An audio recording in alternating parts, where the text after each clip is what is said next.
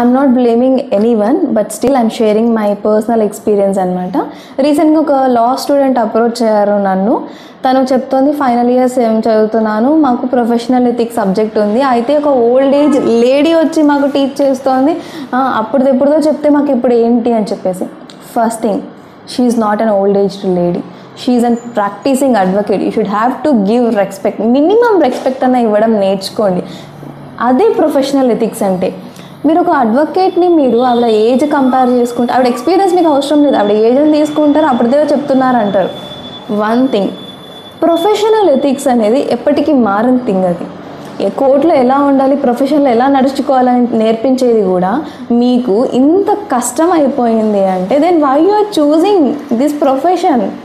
If you don't know how to give respect to your seniors, then why you guys are coming to this profession?